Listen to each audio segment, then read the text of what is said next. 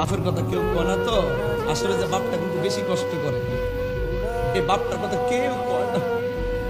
খালি পকেটে বাজারে গেছে, সন্ধ্যার আগে বাজার লই আইব, টাকা পকেটে নাই, আমার ছেলে কি খাইবো, ঋণ করে বাজারটা করে নিয়ে আসে, কিন্তু ঘরে ঢোকার সময় হাসি মুখে ঢুকে, বাপটা কিন্তু খুইলা পায় না।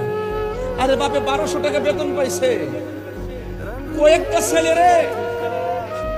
ছেলেরে লেখাপড়া করাইছে, কিন্তু কোনোদিন বুঝতে দেয় নাই যে ফর্ম ফিল আপের টাকাটা কোথায় থেকে আনছে, কোনোদিন বুঝতে দেয় নাই রেজিস্ট্রেশন টাকাটা কোথায় থেকে আনছে।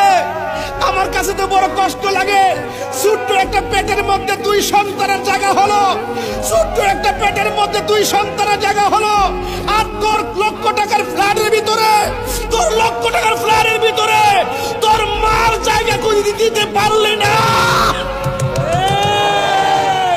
কি জবাব দিবি কাশীপুরের মানুষ, কি জবাব দিবে?